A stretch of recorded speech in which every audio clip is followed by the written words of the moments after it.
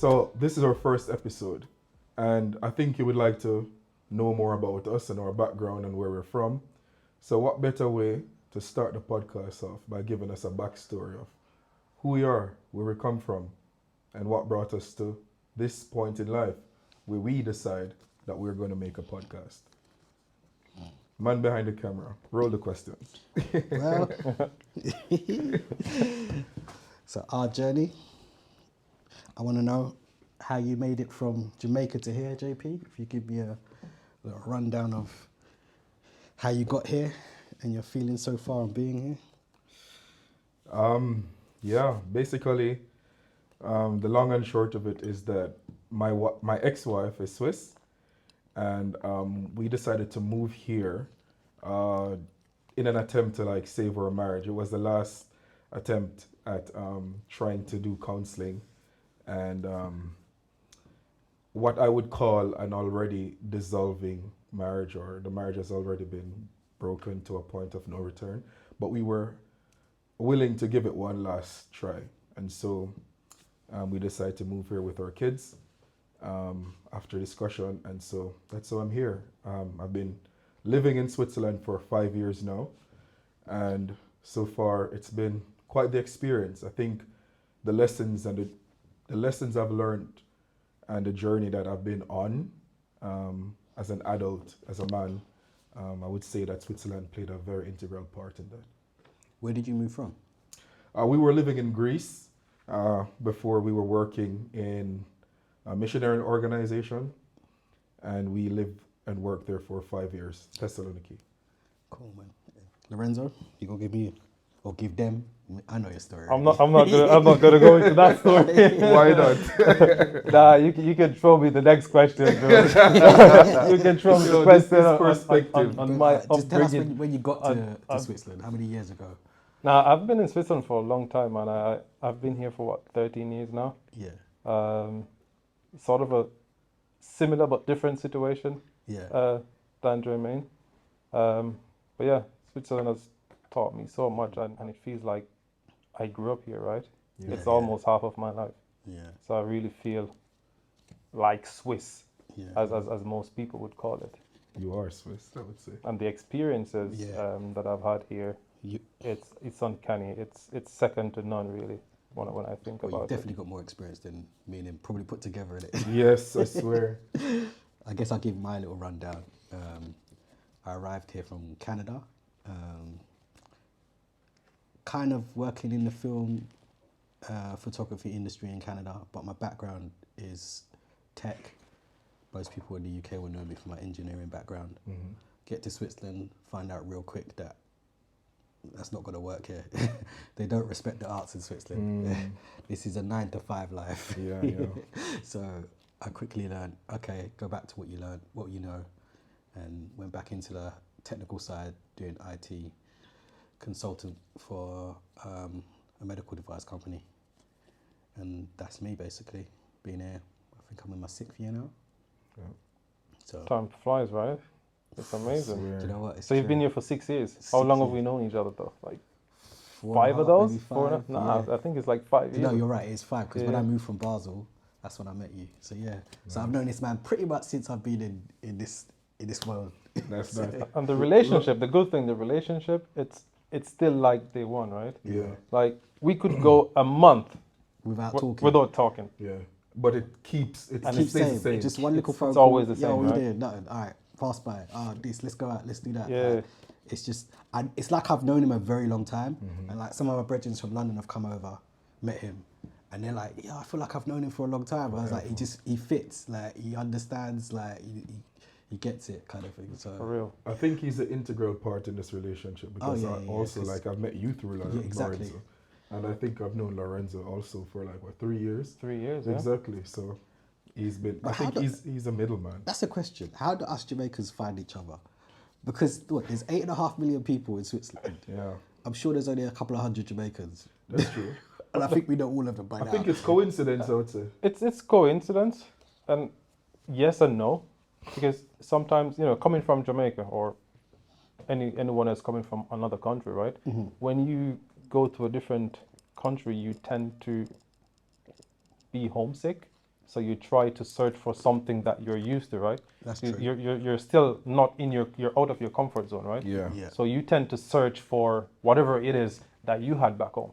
So Yeah. when I just came here, I was looking for all the Jamaican parties. I was looking for I was looking for it, Yeah. but I couldn't really find it, right? Yeah. That's true. That's true. But that's interesting because I wasn't looking for that.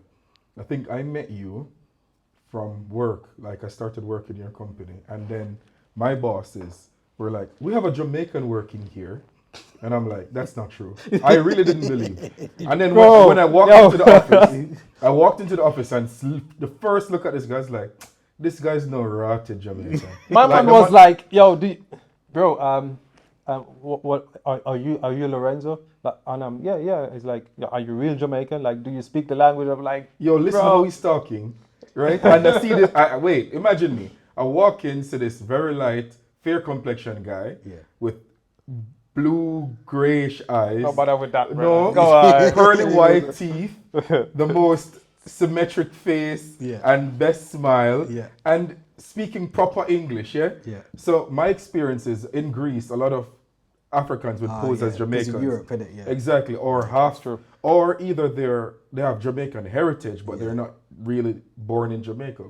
So when my bosses said that there's another Jamaican working here, and me walking in and seeing him, I was really skeptical. And then I was grilling you. I was like, "You understand patois?" I was gonna pretend, and just work with it, but I'm like, you know what? Let me have a show of this man. That's Yeah. I'm the real thing. I'm not gonna take the disrespect, isn't it? So Because while your experience was that, maybe yours too, Anton, is that you were searching for that. I came here as a parent, as a father, and as a husband. So I wasn't looking for party. I wasn't seeking out Jamaicans. Yeah. I was predominantly surrounded by married parents, People, white parents. Yeah. So that was my scope. I never know that there were other Jamaicans here until I met Lorenzo, which is interesting. But it's okay. So from my perspective, when I met Lorenzo, it was through a mutual friend, and this person said to me, "Oh, I know another Jamaican." I said, "In Switzerland." Like, yeah. I'll introduce you one time. And this person told me years. Yeah. Like a year before this person told me. So I was thinking whatever. Then randomly I moved. So when I moved to the same area as him, but I didn't know him, so I've never met him. And this person's to me like, "Oh yeah, he lives near you." I'm like, "Are you sure?" Like, "I'll come down, I'll show you." And turns up, and I'm like, "Okay." Doesn't look full Jamaican, but then as soon as he spoke, even though he spoke like the way he did, I knew. I was like, no, he's Jamaican, because I live in Europe. Yeah. I've lived in Europe my whole time, so I can distinguish the difference between African and Jamaican straight away, just by like mannerisms and blah blah, without even hearing you speak, because I don't have a traditional Jamaican accent. Bro, born and raised in Jamaica, like the Jamaican-ness, it never leaves. It doesn't matter how long you live in another country. It's always there. I wasn't even born there. I was born in the UK, so my Jamaican culture comes from my house. Like as soon as you go through the doors in my house, you're in Jamaica. Like, Exactly. You smell the food, the talk, Yeah. the way everything is. And it's like I grew up in that, and when I went to Jamaica a lot in the summers, like most summers when I was growing up, it didn't feel any different. Exactly. So it's like I kind of, if I go to Jamaica, everyone will know I'm not from there. You know how I knew I could tell he's not from Jamaica? We played dominoes, right? Yeah. And as we were playing, this man is gonna ask if he can match on the side. What if you're matching when you're loading and make sure say when you're winning a man, you slam that domino, like there was what? 6. It was a barbecue. You know Talman, right? Yeah. My man was like, "Yo, I'm done with this man. He has to leave the table, bro." Like, nah, bro, no. You don't ask them questions, bro. Yeah. But the thing is, even though you might think you're not, in my opinion, based on your mannerisms, to me you are Jamaican. You don't seem different from. The only thing I would say this different is your accent. Yeah, but absolutely. That's the only thing. Your behavior, your mannerism, your mindset, how you think is Jamaican, and I can tell that, as you said, it comes from your house. Yeah, it comes from the house. You grew up in a Jamaican culture. Full. It's not just that, like, everyone, you got many uncles and whatnot, and when you go around their house, it continues. Yeah. So it's like non-stop. Around my sister's house, it continues. Yeah. It's non-stop. So you can't really shy away from it. But if I was to go to Jamaica, they'll know I'm different, because Yeah. they'll be like, you didn't grow up around here. But I can understand them perfectly. I cook the same way. Like, I think sometimes the same way, not all the time. But what I'm interested to know is like, you grew up obviously in a Jamaican family, right? And you've been traveling back and forth from the UK to Jamaica. Yeah. Like, what's it like? What's the difference like growing up It's a good one. in the UK in a Jamaican family? I'm going to be really honest with you, because I've lived in Canada as well, right? Yeah. And there isn't much difference, because there's so many Jamaicans in Canada and there's so many Jamaicans in the UK Yeah. that nothing really changes so much. Okay. The only difference is like the outdoors. Like Canada and the UK are limited with the outdoors. Jamaicans are always outside. When you're in these countries, it's just not possible to be always outside. Yeah, Like, yeah. it's raining, sometimes snowing. Like you kind of have a bit more of an indoor mentality. Whereas in Jamaica, no one stays in the house. Like, they're always out on the road and doing this, that, and the other. Like, you go home to sleep and that's it. Like, you're always outside. Even if you're in your house area, like you're in your front area, you're not inside the house. You're sitting outside or you're sitting on the porch or whatever.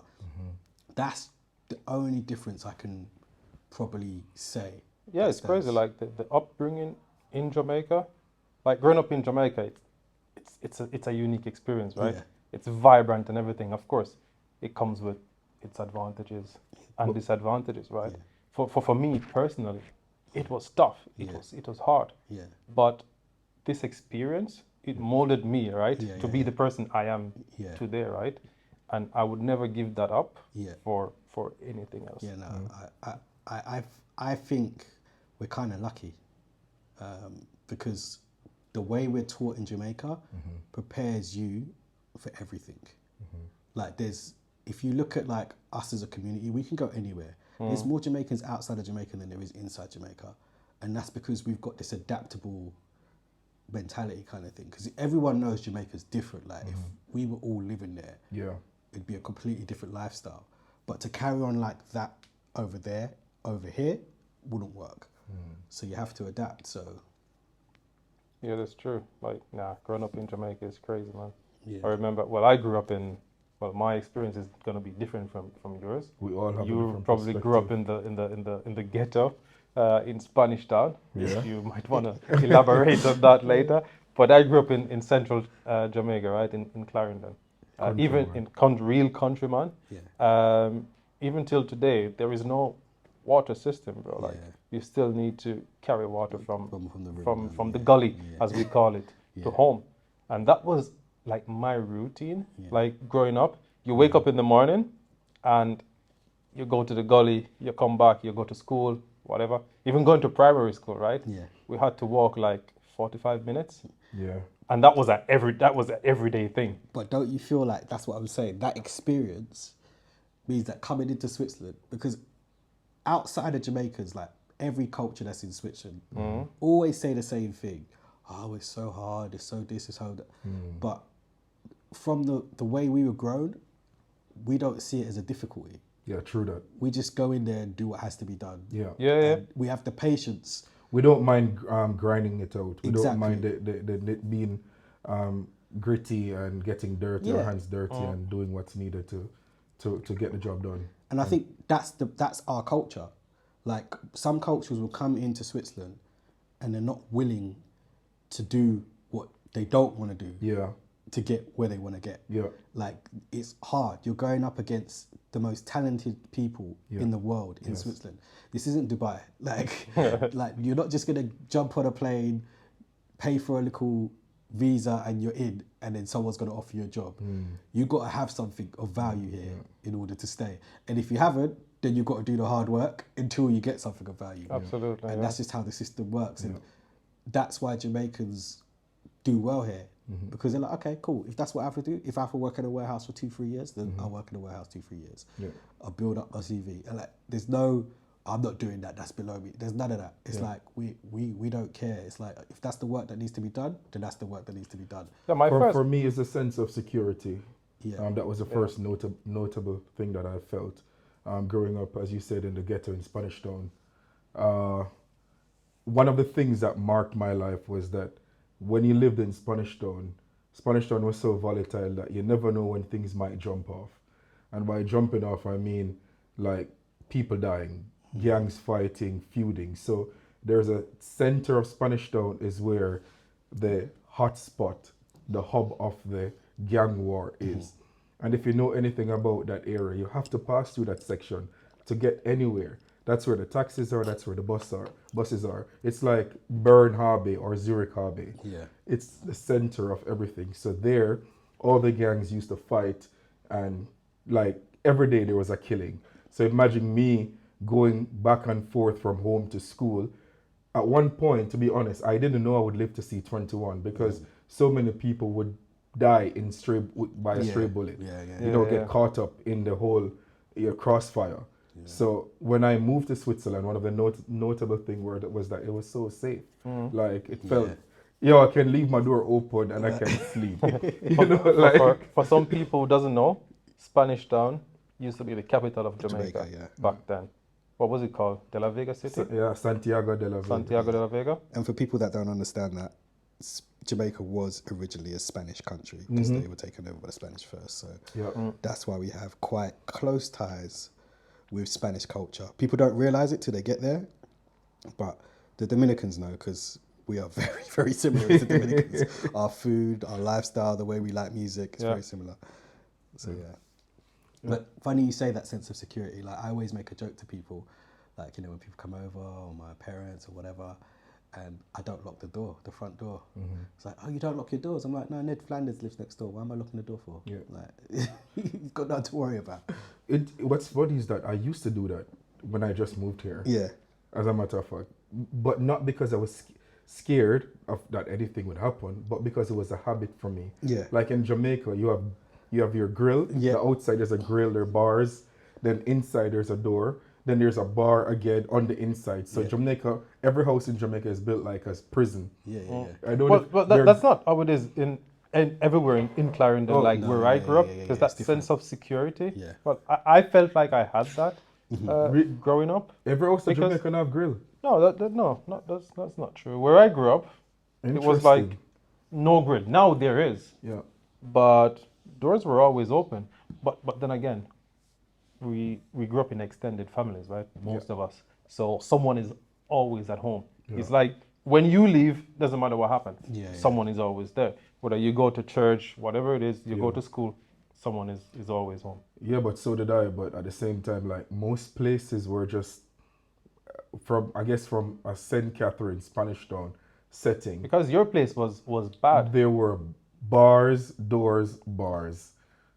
Tons of locks, windows of bars, so it was a very like secure. Your house is always secured. So much so that if there was a fire, a lot of people would die in the house fire because it takes so long for them to open all those bars to get out. Yeah, from my side it was different. Like my little village, bro, it was more sports and entertainment than nothing. Every Sunday, you can hear the sound strung up everywhere. You could hear it while coming from church. And then all the kids, bro, I feel like in my village, like that's where I've seen the most athletic, like kids. Like everyone could play sports, right? Like even myself, even my sister was like really good. And she would kick my ass at football, basketball, whatever it is, until I got better, right? But we would go to the play fields every day. And this week we're playing basketball. Next week we're playing football. The other week we're playing cricket, right? And everyone is playing. So everyone was like really good at all the sports, right? But today, bro. That's what I was about to say. You literally touched on what I was going to say. Like when you look at the younger generation, they ain't into sports. No. Like I used to hate cricket, but the worst part about it was I was really good at cricket. So at school, it was like my least favorite sport. But when we play cricket, I'm bowling people out and I'm hitting the most sixes. So I'm in the team. And my dad, he loved cricket. So two things he loved was boxing and cricket. He would always be like, oh, yeah, do this, do that, blah, blah. And I'd do it on the field, whatever. But I realised I'm doing something I don't enjoy. Even though I'm good at it, it's not what I enjoy. But in Jamaica, I feel like people love sports. Like, that's their entertainment. Whereas these kids today, what's the entertainment? Like, it's not the same. Not as active as they were. Today's entertainment is what? Smartphones, social media. and all of that, right? All that prank stuff, doing pranks on people. Like growing up in Jamaica, I remember every Sunday, right? You after church, you do your little due diligence and everything, and then it's a Sunday martini, right? Yeah. You sit and watch a cowboy film, right? Yeah. Or we had the Boy. bro, that was a big thing. Cowboy. Yeah, bro. Or we watched the Hill and Gully ride. Oh, Hill right? and Gully, but That look at was the cowboy funny. you That talk was about, that man. was that was You talk about funny. Hill and Gully or profile on Sunday, or on the weekdays you would have like the soap opera dramas like Bold and Beautiful and Days of Our Lives and stuff like that. Boy, I talk about You mentioned Bold and the Beautiful and Days of Our Lives. I can still hear the theme song like in my head right Yeah, now, man. because I grew up with only women in my household, right? Yeah. There wasn't one man. Yeah. It was just me You, or my brother, but it was pure women, bro. I think we share that in common. Yeah. I think a lot of I lived and breathed American soap opera, bro. But it's funny because like I've got a heavy female influence. Even though I've got a brother, I've got 3 older sisters, and the youngest of the older sisters used to babysit us after school, and then my other sister would come around and whatnot. So I spent most of my time around women as well. But it changes your perception. When you're just growing up around men, you're more boisterous, you do whatever. When you grow up around females, you start to listen a bit better, like, because that's the way you communicate with them is through like listening. we talk, yeah. Tell me what it was like growing up in house, like what the lifestyle was like, what you learned, how it prepared you for getting here and stuff like that. It's a good question. I think it's a really heavy feeling, but nostalgic in the sense of it's bittersweet. It's good and it's bad, because growing up in my household, Lorenzo touched on this earlier, that he was the only male in the household, male figure. I mean, I grew up with my uncle and lots of cousins, but at one point I also was the only male figure in my house. You know, I grew up around strong women, matriarch, so to speak. I would say that my grandmother was the biggest influence in my life and still is to this day. She made me to the man that I am. I would say she gave me the greatest influence a person could instill in someone. My mother was also present, my aunt, my cousins, but again, very strong woman-dominated theme household. So that's how I was influenced, I would say. Like, To be honest, for me, I can't say anything different from what you just said, right? My entire upbringing, like growing up in a house purely dominated by females, like my grandmother is the center of my world, right? Of course, my mom was there as well, my aunts and everything, but my grandmother, like, she's everything to me, right? She made me into the person that I am today, right? And it's interesting. No, it's crazy, right? It's interesting how that is a central theme for most Jamaicans. Like, even going to school or talking to people, most people would say that they grew with their grandmother or in an extended family in Jamaica. Yeah. It's funny because I could have said the same thing. I was about to And I'm ask you, not I'm even glad you in touched it. Jamaica, you know? Yeah. Yeah, the thing is with growing up with my grandmother is that, so there was my younger brother and my sisters as well at the time, right? And let's say we would want to go to the playfields or whatever, and a friend would come call, and we like try to sneak out, and then my mother would be like on the other side yelling like, yeah, if you leave, I'm gonna burn your 10 fingers, your 10 toes. I swear, like, Yo, I've been telling somebody, this. I've been telling somebody yelling, my grandmother would be so loud calling my name for me to come in the yard that the whole community know me. Like, no, she would, Jermaine! Yo, till a lot of time my neighbors would be even echoing her call so that the message reached me. Like, I was 4 or 5 blocks down and there's this scream, Jermaine! Come and everybody's like, your grandmother looking for you, your grandmother looking for you. So it's... But the so best thing about mine was that even though, as I said, my grandmother, my mother, aunts, and everyone were there, it's a different house, right? But it's just next to Oh, nice. Yeah, each other, right? And my sister and my brother, they lived with my mother, and I was living with my grandmother, right? Yeah. So when we all go out Yeah. and when we wanted to come back in, Yeah. they would get the shit, right? Because they need to go face my mother. Yeah. While from my end, I'm coming in and I know that my dinner is prepared and it's there and everything is done. And my grandmother is like, it's easy, everything is fine. Wow. But they had it harder than I did because our mother, bro, miserable, Yeah. bro, like any Jamaican mother. Yeah. So Yeah, I think our grandmothers played an integral role in shaping us Yeah. into who we are as men. At least setting the foundation, I would say. Because I think growing up, there are some lessons that we had to learn that we certainly learn on our own as we travel along, especially moving to Switzerland, traveling around the world and working in different cultures and spaces. But why is it like that though? Why is it that our grandmothers are so pivotal to like our upbringing? I think Jamaica is just a strong matriarch society. We don't want to admit it, but I think it is based on my experience. What do you think, Anton? Going on what I know, I've never met a non-dominant Jamaican woman. Straight up. They're Straight like up. the most dominant women out there. Yeah. But they've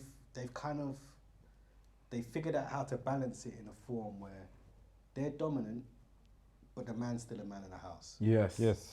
Like, Yes. They've still given you that reign, Yeah.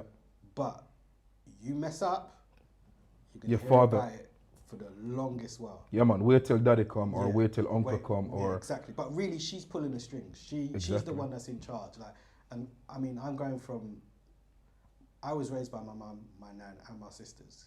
Like, my sisters would look after me and my brother after school. My nan would look after me when we're not in school, and my mum would look after me, like once she gets home, and my dad, obviously.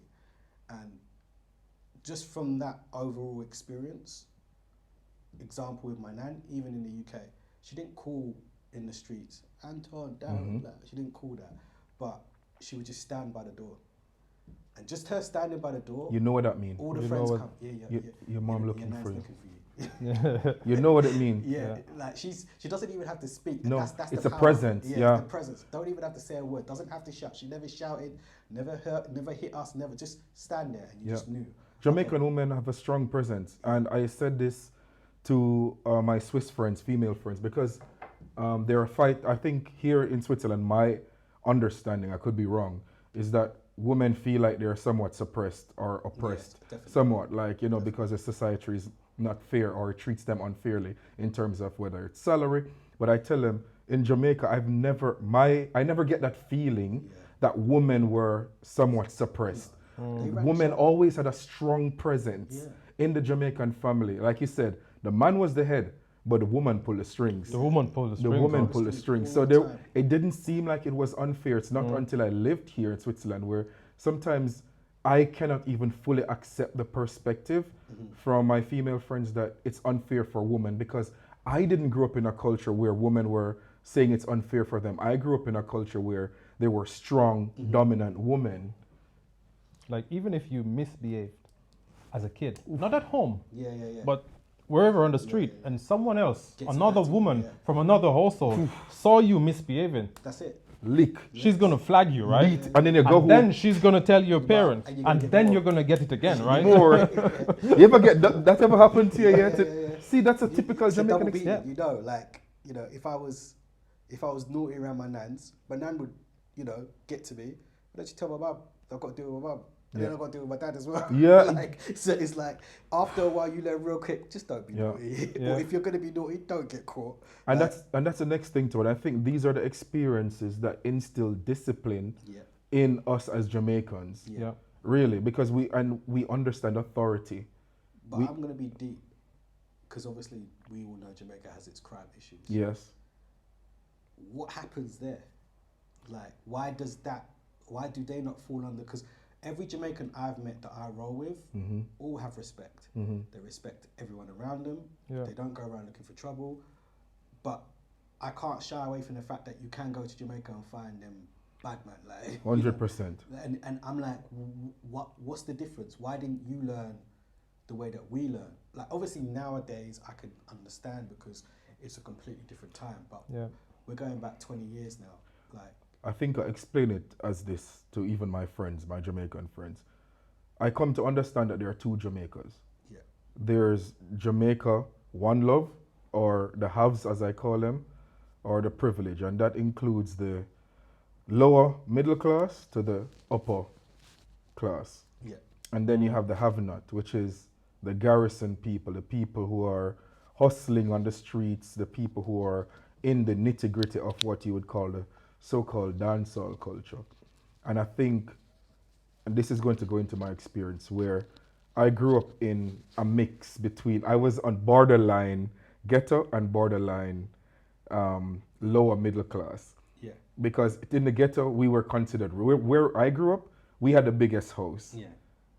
Everybody else was zinc and board, and we had a farm at the back and these things. So people thought we were rich. Yeah. But in my perspective, Well, you we must were rich if you have farm at the back of the yeah, yard. but that's a fact. We had farm with a soup, with a shop. But in my perspective, we were poor because, again, I grew up in private schools or prep schools and these things, and in that setting, I am poor. But when I go home, You're rich. all my friends are looking, yo, rich boy, rich boy. But so you see, I grew up in the middle space of it both. So I think, as I was saying, I grew up in that middle space, and from then it started to dawn on me that there are two Jamaicas. So while I was growing up, while at home I was rich, I still see the poverty that surrounded But me. when did you realize that? Because as kids, you don't know if you're rich or poor, right? Until a certain age. When did you realize that you weren't rich as?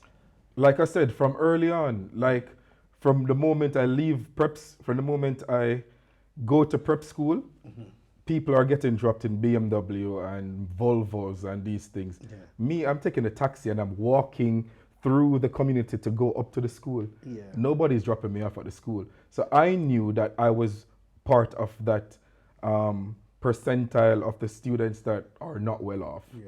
But I knew that I was privileged enough to go to a prep school.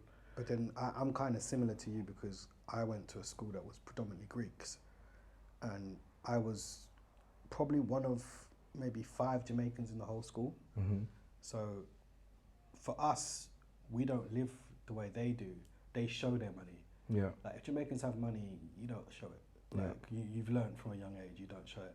Now, if I was to go to Tottenham or them, they would think of me as a rich boy. Yeah. Because, you know, clothes a certain way, walk a certain way, talk a certain way. But the reality of it is, they're just going on where I live and saying I'm a rich boy. Yeah. Yeah. The fact is, my parents worked hard, but we weren't rich. Exactly. Like, yeah. they were working.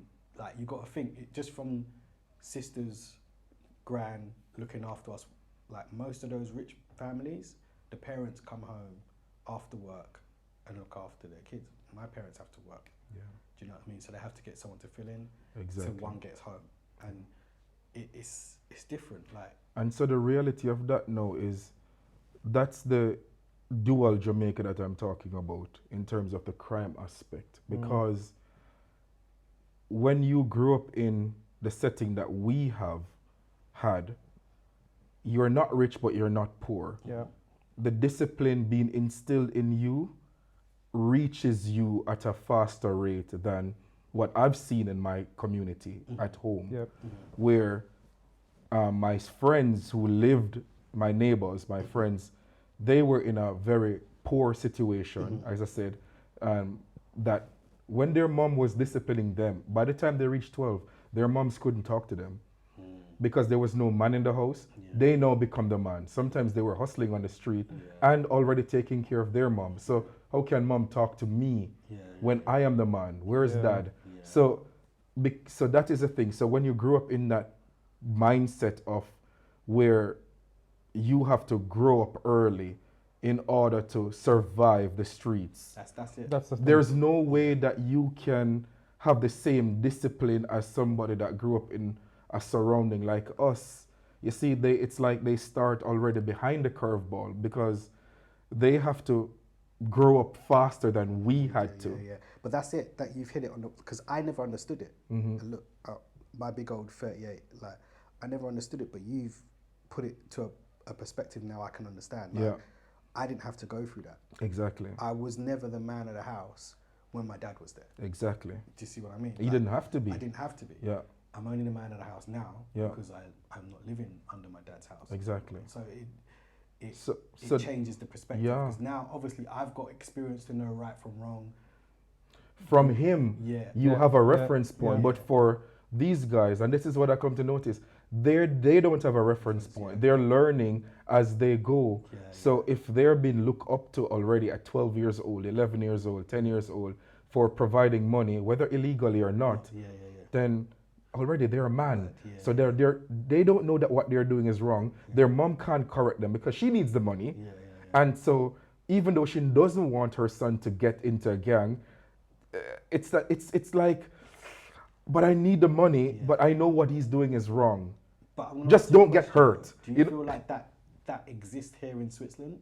No, they don't need that here. Because like what I see in Switzerland is like comfortable. Yes, That's that's the the word I thing. would use. Like, Yeah, it's privileged. Everybody's comfortable. Even the ones that are complaining Mhm. are comfortable. Exactly. Like I've had people complain to me in Switzerland about, oh, it's difficult, blah blah. I'm looking at it, I'm thinking, you don't know difficult. You don't know difficult. Like That's and the it's thing. not me being bad, but it's once again my reference point is completely Yeah. different to But that's the theirs. thing. Everyone believes that their situation is the It's- worst. yeah. And No remember, it's matter how relative small or though. not, It's right? also relative. So we're not discrediting their experience. Absolutely, not. absolutely. But to them, that experience is real. Yes. Yeah. But to us, It's nothing. it's not. It's And nothing. it's like for me, like my experience probably to you is nothing. And you know, there's like levels to it. Like, and then it will keep going up to somebody who's really had it. But until you've had a conversation with those people, you don't. You'll never know. And I think that's what's wrong with the world. It's like everyone goes into a room and thinks that their situation is the worst of all kind, not thinking about the person's next to them. Mhm. Or what's your story? And that's why, well, this is why our podcast is called Per-spec-tiv, Per-spec-tiv. right? Yeah. And all those people that you guys just mentioned, these are the people that we're looking forward to having here with us Yeah. in the future, so we could have a real life discussion Yeah. to see exactly what it is Yeah. that what their struggles are, right? Yeah. Because most of the times you'll see someone on the street, right? Even we as friends, Yeah. you'll be like, "Hey, Lorenzo, what's up?" And I'm like, "Yeah, everything is good, bro." Yeah. But is everything really good? True. Right? Because we're all experiencing this thing called life, but we all have different vantages on it. Absolutely. And that's what makes Absolutely. perspective unique. Yeah. That's what makes it unique. Because if we could draw a 6 on a road, but depending on where we stand, be a it's a 6 or a 9 to 9, you, right? but it's a 6 to me. Yeah. Yeah. You know, and we could argue all day that it's a 6 or a 9. Yeah. But the truth is, it's just a vantage that we are at. But do you feel like that's why the world is in its state that it is at the moment? Yeah.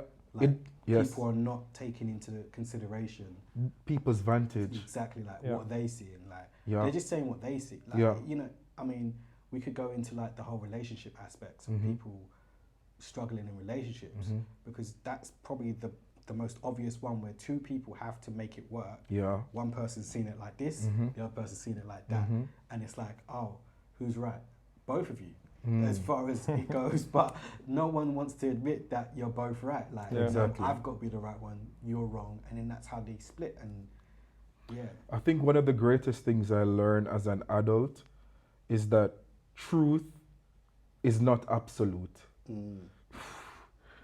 Because what is true to me is not true to you. yeah. And again, it's depending on where you're standing. That's Yeah. deep, It's bro. depending on the experiences that you're having. Yeah. So truth is not absolute. Yeah. I know it's hard to believe, especially growing up as a Christian, you know, you want to believe in absolute truth. Yeah. But truth is not absolute. Truth is relative Yeah. to your experiences. Yeah, I think that's it. I think that's where the issue is. I don't know how you correct it. I don't know if you can correct it. To be honest with you, I don't think you can.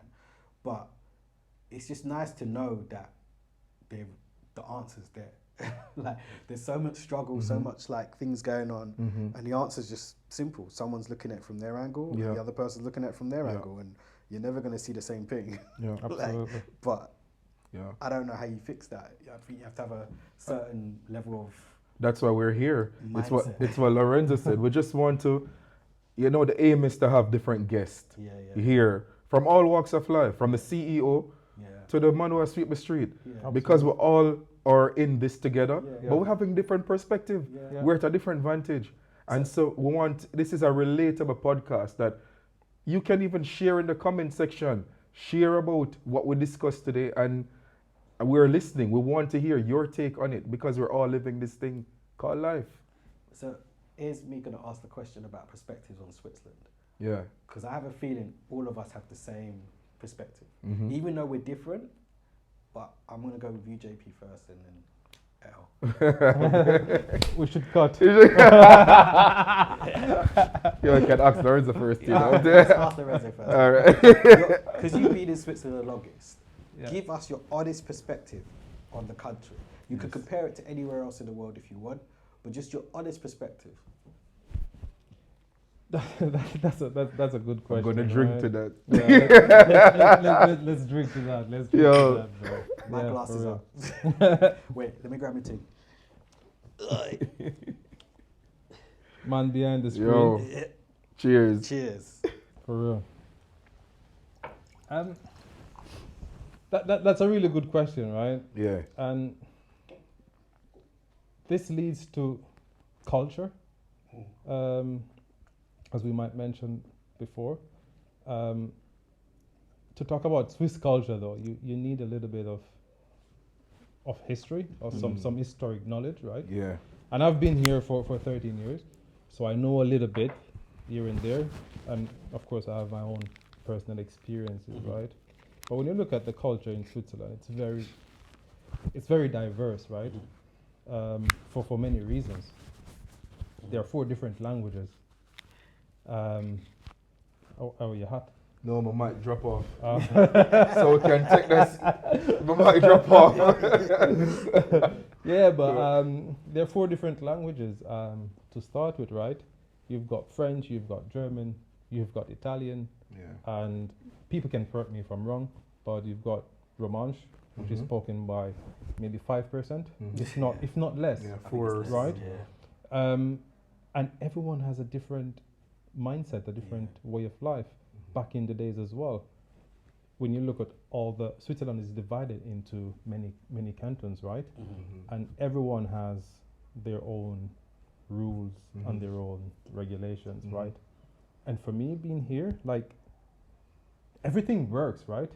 The rules might differ from one canton to the next, but everything works. And for me, like, this was just mind blowing when I just came here. It's what we said, Switzerland makes sense. It does make sense. Anton made a crucial point that if you follow the system rules, how you're supposed to do it, you're going to be rewarded. We were saying that it makes sense. I've been around a lot of people, right, who complain a lot about Switzerland, right, because everything is like this, it's just black or white. But if you follow those rules, you can't go wrong. It's designed for success, right? You just need to follow the rules and you'll be good. But some might argue, yes, sir, that's a relative take, because some of my Swiss friends will say that's bullshit. Because the system is But that's because they don't know any other. But every system is. We've all lived in different systems. Say that again. They don't know any other system. Well, we've lived in different systems. I've lived in the UK system, I've lived in the Canadian system, and now I'm living in a Swiss system. And I can be totally honest with you. Canada was my most fun. I felt the most at home in Canada, even though I wasn't born there. I felt more at home there than I did in London. But the Swiss system, I can't fault it. It's the one that gives me the most success. Because I just follow the rules. And it works for me. A lot of people say Switzerland's boring. That's the thing. When you look at, if you walk in the street, right? You walk through the street, right? You see people don't really say hello to you sometimes or whatnot. They're just minding their own business. But that's all they know. They don't know anything. No, I'll be honest with you. They do. I think because you live in Zurich, innit? No. So I've lived 3 different areas, and I would say Lucerne. Everyone says hello to you in the street. If I walk past them, even the oldest of people will say "Gertzi miteinander" and all that. Like you respond to them. I feel like the reason why people call Switzerland boring is because they don't see where the fun is. But they don't understand that Switzerland enables you to have fun. It doesn't mean you have to have fun here. But these are the younger people who are saying that Yes. Switzerland is boring. But Why? again, boring is relative. Again, Yeah, you know, boring it's- is But let's relative. be honest. If I was giving a young person advice and you're under the age of 25, I'm telling you not to come to Switzerland because you don't value money like an over 30. You see what I mean? Like, You see, like it's your perspective your again. Perspective is like Because some people will argue against what we're saying, that they're no. like, You can't. I mean, like even from when I was working in my office and we have different age groups, you have interns or whatever. Interns used to come to me and I've got knowledge, so they'll ask me a couple of questions. I always say the same thing to them: do a university course abroad. Your early 20s. cheaper by Yeah, far. it's a lot cheaper. You're Yeah. going to enjoy yourself more, Yeah. and you're going to learn who Yeah. you are and what you like. Mm. Like Switzerland, you learn that before you get here, Yeah, because here is where you're like, okay, let me just get down to work, yeah. and I can do this, have fun here, blah. I think I have to be fair though. Like, while it makes sense, there are some part of the system that really needs improvement. Like, you can, I mean, just in the paper on the other day, like sometimes the legal system, when it comes Yeah. to the cash ban, the social, Yes, yes, yes. Yeah. it's really a mess. Let's But be, that's fr- in you know, every country. and this is where people who are experiencing that Yeah. will argue with us and say, "Yo, that don't make Yeah, but sense," that- because I am being penalized unjustly, and there's nothing you can do about it. That's the thing. It's not like, and I've encountered it here where it's not like the common law system. Mhm. Switzerland don't have a common law. The law here are different. Of course. So you can't even appeal certain things how you could do it.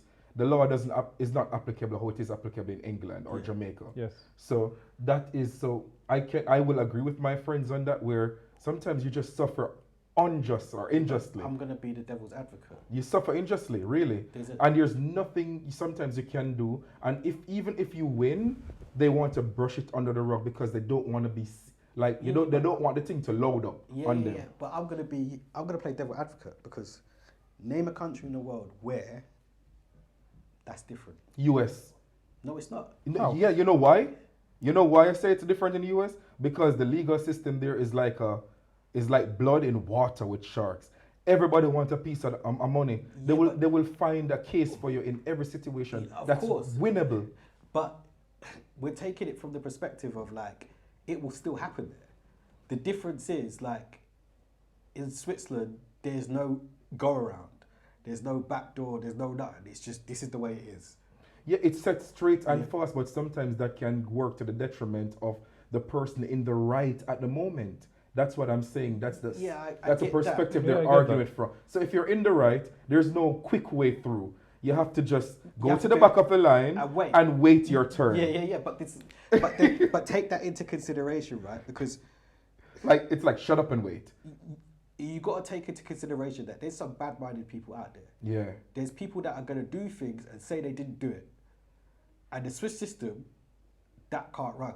Yeah. But in America, that can. It can, Yeah, because Do you see what I mean? the So it's lawyers like- are hungry for cases. So a lawyer will take a case not because he thinks you're not guilty. No, but because he he can find a thinks he can loophole. win it. Yes. So in that detriment, it's like you're playing a game against who's got the better lawyer. 100%. I know, that's what I'm saying. It's relative. So, whereas you're right.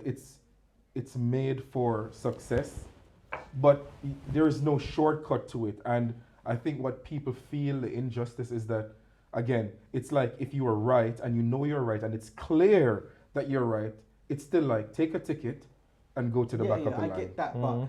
but I can't complain. And the reason why I can't complain about it is because I grew up in the UK as a black man, and I would get pulled over every day by the Facts. police Yeah, for stupidness. yeah, Sometimes I'm doing something wrong, but the majority of the time I'm not. yeah, Might be going a little bit over the speed limit. yeah, Then I brought that on for myself. But I could just be sitting at a traffic light yeah. and they'll follow me. And I don't get that in Switzerland. That's true. I have to admit that too. Like, I've never been stopped by the police here. Never been never had a profiled by the police conversation, here. Not Never. once. And honestly, like for me, that's a big deal Yeah. Yeah. because from where I'm coming from, that don't work. But again, you see, I love this, and it's fitting into the theme of our podcast. Yeah. While that is our perspective, I know Swiss black guys who grew up here, and they were stopped every day, every week as a teenager by the police.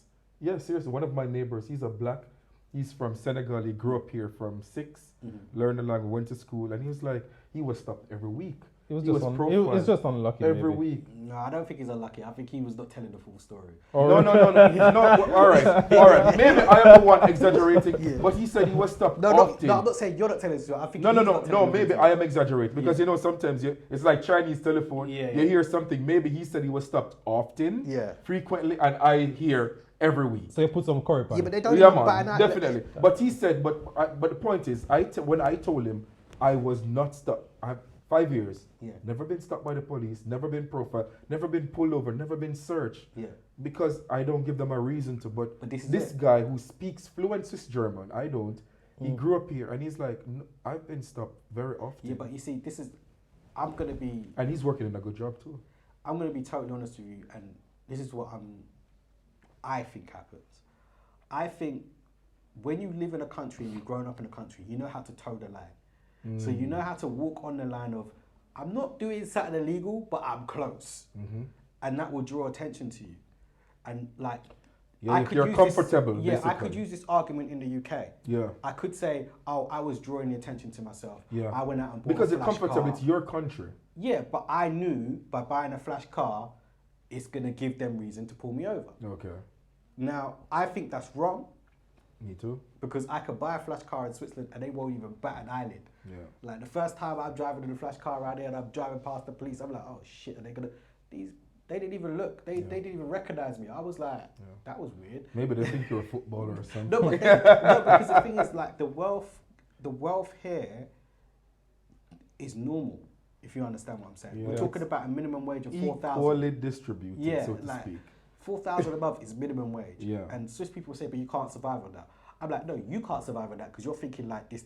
I could easily survive on that. Do you understand? Like where I'm coming from, like in the UK, minimum wage was £800. Of course. So, but then again, it depends on your lifestyle, right? Like, but that's the point. It's like it's like I think they toe the line, and that's what draws the attention. I think they know that they're on the line of drawing attention. Maybe if I go out and buy a Ferrari, maybe the police will stop me then, because maybe now I'm going over the line of, you're not just driving around in a nice car, you're driving around in a rare car. I don't know. Just using it as an example. Yeah, but I love how these topics are. It's relative to the experiences of the people, because while that's our experience, I know other people will comment based on the clips on our social media. They're like, yeah, $4,000 really. And you have to find an apartment for $1,800, and that's not even include. Wait, they were like, that's not even including rent, insurance, house insurance, food. You know, like people don't seriously. There are people. Again, it's perspective, right? Of course, it's perspective. But the thing is, I will argue against them to the hills. Like I know for a fact, you could get rent here for around 1,000 Swiss francs. Like, and if you're really smart, you get it down to 800. If you go and find someone in the same situation as you, you get a 2-bedroom apartment and you share. It may not be in the place that you want it to be. But this is what I'm talking about when the way we were raised. Yeah. We do what we have to do to get where we have to go. Like they I can't to do that. Like, yeah, no, that's facts. That the Swiss, like I've got Swiss friends here. That one Swiss friend that was getting a diplomat job in America, and they turned it down because of the money. They were like to me, nah, bro, like that salary can't work. Like I'm like, 80k ain't a bad salary, and you don't have to pay tax because you're a diplomat. Yeah. And they're like, yeah, but from my Swiss salary to that's a big lot. Like they need it to be a certain standard. Yeah, for them, and that's what you mentioned earlier, that they complain because they haven't had other experiences from other cultures. But this is the point. It's like, that person's super intelligent. Yeah. If that person went and experienced that lifestyle, the knowledge they would have got or experience from that would have been priceless. Yeah, but you see, like super smart don't mean smart. Again, is relative. You can be smart in books in your specific field of study, but you're not smart on the streets or to life. You know, but I think that's where Switzerland's downfall is. Yeah. No one's street smart. Yeah. Or life smart per se. And I don't I understand. think I think they're skill smart. Oh, they're skilled. Skill smart. Their intelligence is but when it comes high. to being rounded and have a and understanding the balanced situation, perspective, they have blinders on. Exactly. That's a good one. Yeah. Blinders, they don't see anything apart from what's in front of them. Yeah, right? which can be a disadvantage. Oh, of course. Yeah, So with all that experience, right? and cultural differences. Culture and cultural differences, growing up in the UK, growing up in Jamaica, migrating to Switzerland, do you have, when it comes to personal growth per se, do you have like a specific event or events that sort of shaped your life to what it is now? I would pass that question. I double it and pass it to the other person. You know that? I double it and pass it to the other person. Where? Yo, that's a good question. I can answer it. Nice. Go on, Anton. So, run the question again. Let me get it the wording correctly so I can give the right answer. Personal growth. Yeah. Like, based on your experience In Switzerland. In Switzerland, growing up in the UK. Yeah. You've lived in Canada. You have traveled the world as well. Yeah. Is there one specific event or events that you could pinpoint that had like shaped your life? Yeah. Or your growth to the person you are now? I think my biggest life shaper would have been probably in Switzerland. I just finished having surgery. I hadn't been working. I got here. I wasn't working for the first 3-4 months. I was still working in the UK, doing photo shoots and whatever, using that money here. And I got a little bit ill, had a operation, so I couldn't work. Yeah. So then was out of work for, let's say, close to a year. And then when it was time to get back into work, I kind of threw myself in there, but I didn't realize that what I was doing was a stroke of genius. Stop there, please. Helicopter. I don't think we could hear it. Oh, good. Sorry. I think we're all right. Okay, sorry. But I didn't realize that what I did was a stroke of genius. It was just luck, in my opinion. But a lot of people have turned around and said, no, that's not luck.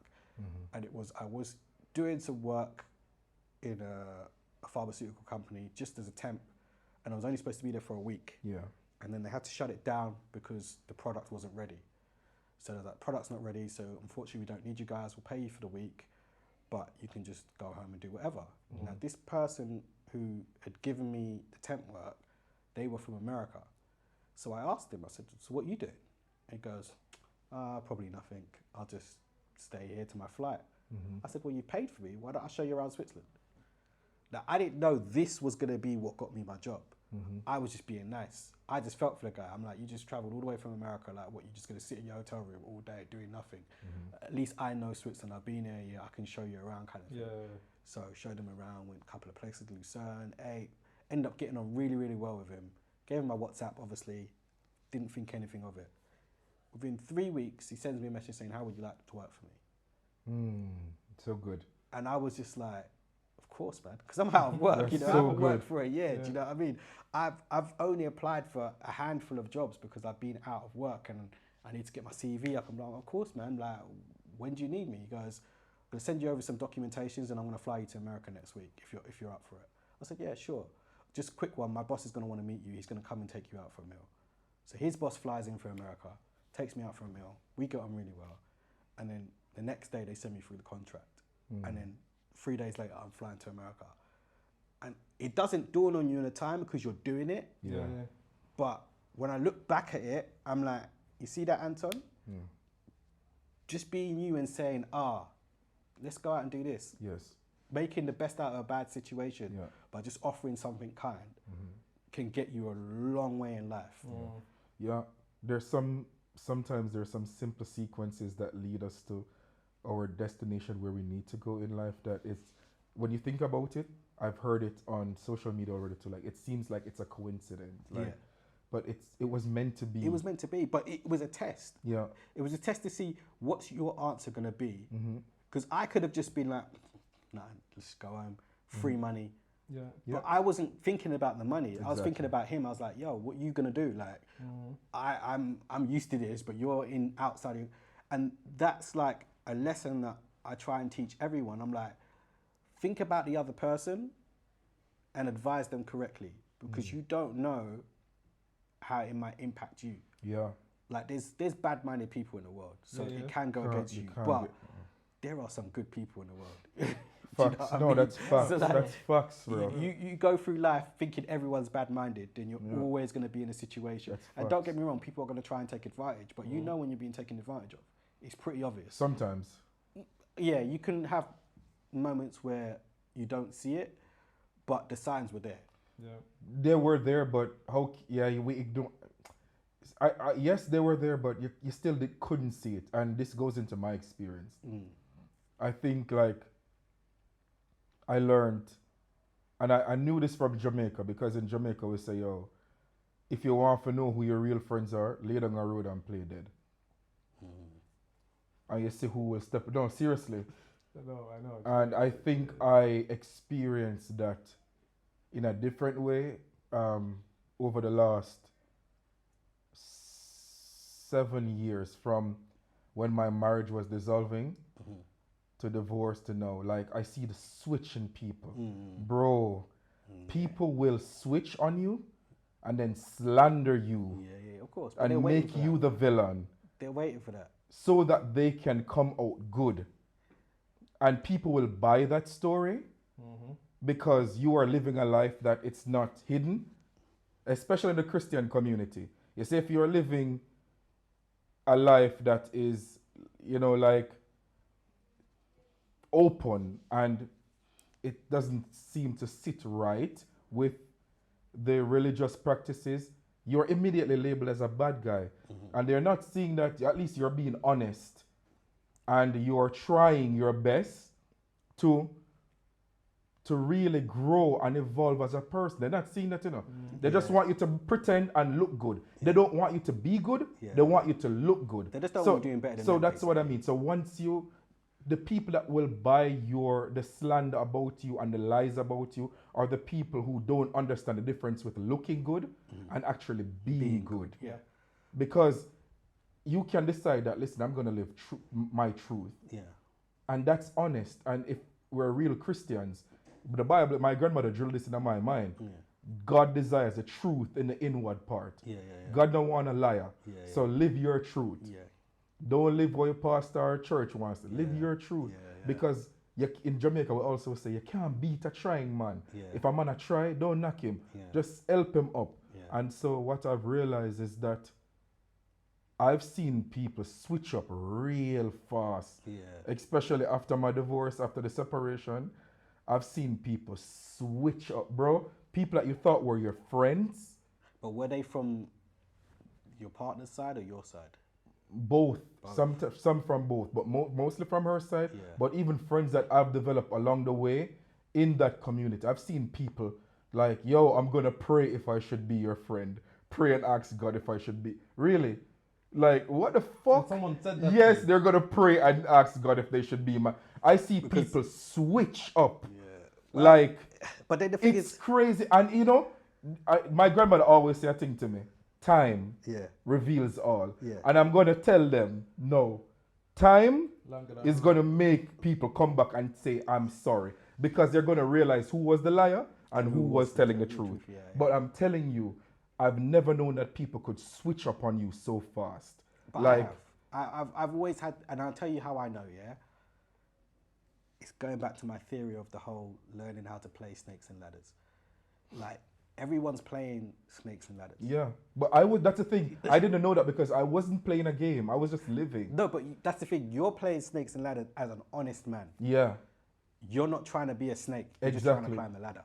I'm just fucking up as I go along and admitting to my fuck up. But But you're there are starting people who are again. actually playing. Yeah. Because they unfortunately, everyone plays the game different, innit? Yeah. Like, you can have a person who plays the game honestly. Yeah. And you could just have to play the person who wants to win. they'll do whatever it takes to win. Whatever. Yeah. And those are the people who are deceitful. Exactly. Because they're playing to win. They're not being honest They're with not being themselves. honest, of course. So because you're fucking up now, and people are saying, oh my God, you're bad because you fucked up. But they're not seeing how you're being honest with it. You're like, yo, But I fail. I own my mistakes. And I'm willing to grow from there. People will cut you off Yeah, but for that's- being they're- honest they're- and they're- believe the people who is playing. yeah, they're not trying to they're not playing in the same field as you, and that's what you have to take into life. You have to understand that there's certain people out there that are just not your people. Yeah. Yeah. Like, and as much as it burns because you've built a friendship with them and whatever, but when they stab you in the back or they snake you, they're showing who they are. Yeah. Because you would never snake them. Like Never. Do you see what I mean? Never. I would never think to do anything to one of my friends. So when one of my friends fall out with me, I'm like, go on. Yeah. Same. But it still hurts and it's disappointing. I've seen people, bro, people that you think was close, tell lies on you, lies that can ruin your character, Of bro. course. But that's what they do. And you're like, Defamation and you have to of sit character. there looking like you're guilty when you're not, you didn't do anything, No, and no. then people are observing you and like, then So they the start, people that know and that's you- how you really know that they're not your friends because they start Exactly. switching. And those who are my friends, that's the truth. There's They a know good side you. to it. They They know get you, so they know closer what to you you. will do. Exactly. And they know that if someone says something, like if someone spreads a rumor about me, Yeah. and someone comes to me, and I've Yeah. had this before growing up, where I heard you said this about that person, Yeah. or this about that person's whatever, and I'm like, no, I didn't. But the fact that you're saying that to me means you don't know me, Exactly. because you know me. If I'm gonna say something about something, Yeah. I say it to their face. So how many people, like, came to you and literally was like, bro, I heard this, I heard that. What's your story? None. Only do you my have to only say my on that, real right? friends from Jamaica who know me when I talk. And the truth is too, sometimes the lies are so embarrassing that you don't even want to mention them again because, yo, let me tell you what I realized with lies and when you're in a low place. Yo, me used to hear this growing up. People ever tell lie upon you till you start believing for true. You don't know about backbite. Then if that never happened to you, you don't know the level of backstabbing yet. That they tell lies on you, they orchestrate it so well that you're wondering like, If it actually happened, yo, am I that bad? Yeah. Did I really do that? You start questioning yourself. But you know what my therapist said to me? The fact that you're questioning yourself means that shows you who did- you are. But But it. really, you're like, yo, did I really do that? Like, am I really doing that? It's like, yo, the fact that you're sitting here asking that question. But there's always witnesses though. That's the thing. Time. Like when someone makes up a lie about you, like everybody who knows you knows your characteristics. If they believe that lie, it means they don't know you. True, they didn't know you, They but don't sti- know. yeah. And if they don't know you, you have to come to a point where and it's difficult. This is the part where even I struggle with. You have to come to the point where you're just like, don't care. No, But I don't struggle with with that that. part. I for, do. For me, like, what happened? So when these situations happen in over the past 7 years, I learned something about me too. And a friend said it to me the other day. She's like, yo, I don't know how you move on so easily. Like, if somebody, say you and I are friends and you stab me in the back, you know, I'm not mad with you. At first, what I feel is sadness, disappointment, but then the reality that, oh, that's just Lorenzo. And you know what I do from then? You just move on. You don't exist to me anymore. Yeah. But I'm not mad at you. I don't take you up. It's more like, why should I associate myself with you if that's who you are? Because what you showed me is who you are. I'm worse though. I go back because the thing is, the characteristics is they will show you that with someone else. They would have done that to someone else in front of you, Yeah. but you wouldn't have paid attention because they weren't doing it to you. And that's what's happened to me. And I'm like, I've seen you do this to so many people, but because you've never done it to me until this point, Yeah. I've never considered you as that person. But then once they've done it to you, you're just like, I'm the fool. Like all the signs were there. But we'll never see it. But I didn't see it We'll because never I see was it. too busy being your friend, didn't it? I was like, I'm taking you for who you are. Like, that's who you are. But who they are means that, it doesn't mean that they were a bad friend. It just means that they're capable of doing that. Exactly. And So- if they're capable of doing that, then they're capable of doing more. That's Exactly. So the thing with me, once I see something, I can't unsee it. Yeah. I don't know about you, but if a person shows me their character, I cannot unsee who you are. Even if you do it to somebody else, I think that's my cannot problem, unsee man. it. I think if I had to fix something about me, it would be that. It would be take what you see for what you see. Don't wait for it to be done to you. Maya Angelou said it. When somebody shows you who they are, believe them. Believe them, yeah. Don't wait till it happens to you. Don't wait till it happens so to you. that's the thing. If I see you treating somebody bad, I automatically believe that you're going to treat me bad. But these are people that you never see it coming. In some sense, maybe you're black, but you never see it coming, and then it happened to you. But again, the beauty about that is when my eyes are open, it's open, and I do move on. And I think the lesson learned here is, I mean, it's painful, but I think I realize how quick people can switch up. And I realize, I think for me, how good it is for you to go through the emotion of feeling the disappointment of the loss, the sadness of the loss also, the hurt that the person caused, and just to move on. Yeah. But don't deny the feeling that you share. If you lose a friend, grieve it. You lose a friend. But that's the point. You lose a marriage, grieve it. It's okay. That's it. But guess what? Then pick up the pieces and move on. Yeah. That's it. I think that's where I think we all struggle. I think we don't take into consideration that it's okay to grieve. It's okay to lose a friend, like in whatever capacity. It doesn't mean that person wasn't your friend at those times, because these people would have been deep friends. And this is where the perspective comes in. Whatever they're going through at that moment has caused them to do that to you. Yeah, straight up. So, yes, you're upset, but hey, that's what it is. Some people can't forgive from it. I don't know what I'm like. It depends what you've done. Like, if you've done something that I think is not forgivable, then I won't forgive it. I agree, but I don't need to carry you in my heart, even if I don't forgive you. This is my point. That's the thing. Because I don't forgive you, but guess what? I don't have you up either. It's like, it's like there's an episode of Suits, I don't know if you know, where Donna said to Harvey, yo, it hurts because you're treating me like a stranger. And in case you don't know, that's 1,000 times worse than you treating me as an enemy. And I think when she said that, it hit me because that's me. If you hurt me and it's unforgivable, you're like a stranger to me. And a stranger to me, I have no feeling towards because you don't exist in my mind. An enemy I respect because you're my enemy. But when I'm done with you, you're like a stranger because you don't occupy space in my mind. Well, I think that's the way you're supposed to deal with people that do you wrong. I think you're supposed to treat them like strangers. Yeah, but why should I carry you in my heart? Like, why should you take up space in my mind or my heart? When I gave you that space, if you didn't respect it, why am I giving it back to you? So, and people say I'm cold for that, but I tell them, no, it's not that I have anger. They haven't experienced it. That's what it is. Once they experience it, their perspective will change. Thank you. Like, they will go in and be a completely different person. Because I was like that. I have a good, solid unit of friends. And out of all of my friends, I've only fallen out with 3 through my whole lifetime.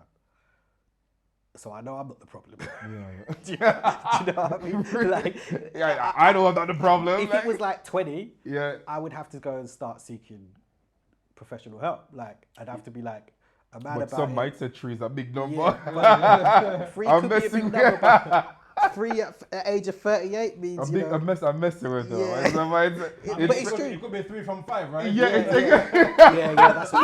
That's true. Yo, it's perspective again. True. Somebody say, yo. But you know the truth is, I hear somebody say, we're all the villain in someone else's story. And we have to be okay with that. We have to be okay with that. Because they saw it that way. We're all the villain in someone's story. They saw it that way. You didn't see it that way. Yeah. But you're going to be the villain in that story. So we're not going to all be good all the time. So we have to be okay with being the villain. And I think this is my coming out into the world with, I don't care as long as I'm living truth. And I hear like Jordan Peterson says something like this. Once you start living truth, things start falling apart because you're living honestly. And the things that are falling away are the things that were not meant to be there.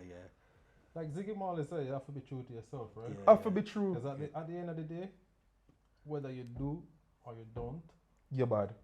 People gonna talk, right? Yeah. It's true. I think that's what we as people need to find a way of being okay with. We need to find a way of being okay with being the villain, even when you're not. Yes. Because But I'm not talking about the people that are, because there's some bad-minded people. But even if you are, own up to it. Yeah, and but that's that's the the next point. thing. Just own up to it and move on. You can grow, not because you fuck up. Yeah. And that's what I love about myself. If I fuck up, I can own it. And my real friends know that. Yeah. And I can look directly into the camera. The friends who know me know that when I fuck up, I don't shy from it. Yeah, I said, yeah, man. And they can confront me. If you are my friend, you know that you can confront me when I'm wrong. But that's the point. That's where the friendship needs to have that solidarity. Like, I always say this to my friends.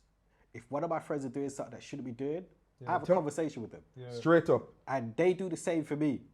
And if I'm going through life and no one's telling me you shouldn't be doing that, means I ain't got no friends. Yeah, because me don't want a yes man Yeah, around me. yeah, yeah. If You you're a don't- yes man, Yeah. Lorenzo, really, if you are a friend that is going to agree with everything I do, that means you're not my friend. You don't Yeah. love me. Yeah. If I'm wrong, you can say, yo, bro, I Yeah, love you, that- but guess what? This this time you're wrong. wrong. Yeah. And that's how I'm growing. So this is why I said, even if you're wrong, own up to it. But if you're not wrong, be okay with the fact that you're just the villain and move on. Yeah. But Lorenzo, what about you? What is that thing that shaped you? And Bro, for me, well, shit, that's my question, and it's difficult to answer. mega. Oh my god. I see personal growth. It's like a lifelong journey, right? Yeah. And if I reflect on my life, let's say there are several things that I could talk about. Could be like let's say academic struggles or overcoming academic struggles for one. For example, during university, right? Well, I went to university like with 7 or 8 or 9 years gap. Yeah.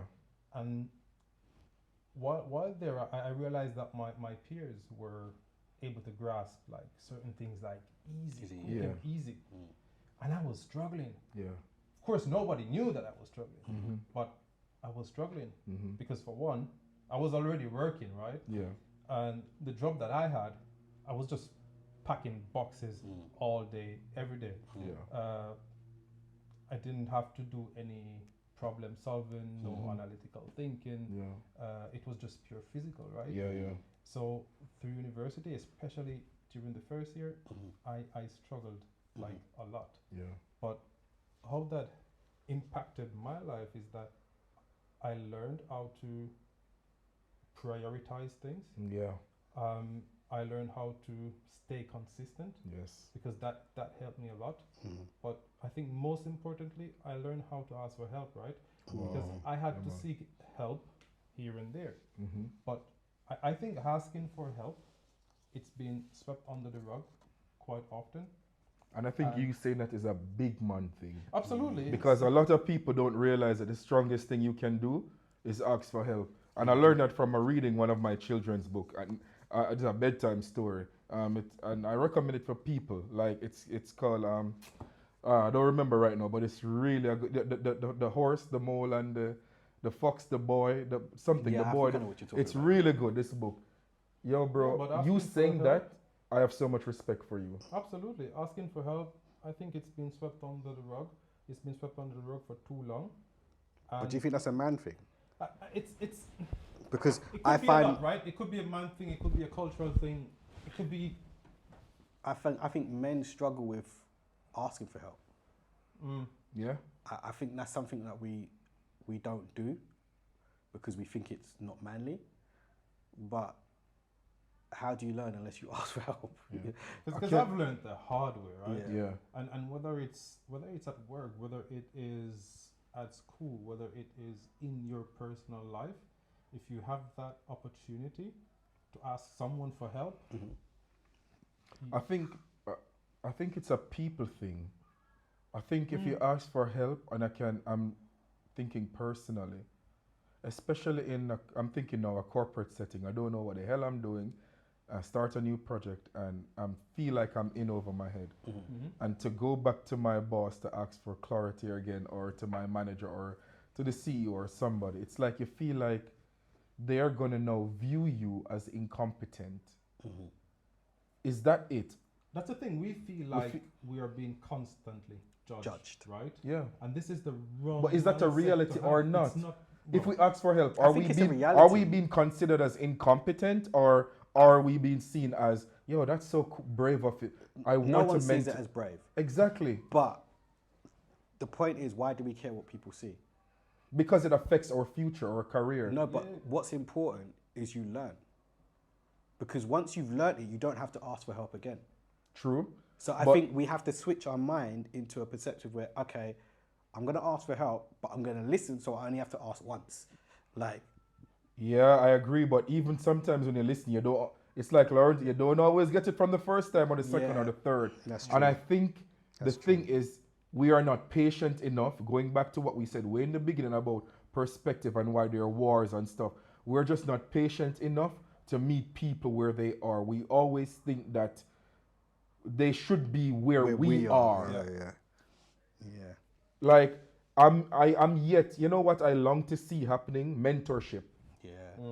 Whether it's in a corporate setting, or in a friend setting, But a they do it, relationship setting, a father, like father, son, uncle, brother, sister, cousin.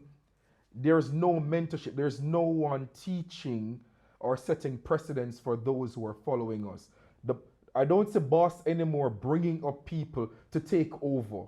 It's like a cutthroat thing, especially here in Switzerland. Everybody want to cut your throat. Nobody's taking the time to say, I see something in you and I'm going to nurture it. And then you one day, knowing one day that you're going to take over my spot. Why are we afraid that someone is going to take over our spot? Because I think you've touched on why people don't mentor. Like, But it's inevitable. We are not going to be here forever. yeah, but that's the point. They don't want to give up their spot. But it's inevitable that one day you either lose the spark or you want to do something different or you just die. So I think we should have, Yeah, but it's greed. and that's the problem. Like, it's greed. Like, That's the problem. No one's willing to admit when their time's up. That's the problem. So they're going to keep going until someone takes it away from them. And I think this is what we need to change here.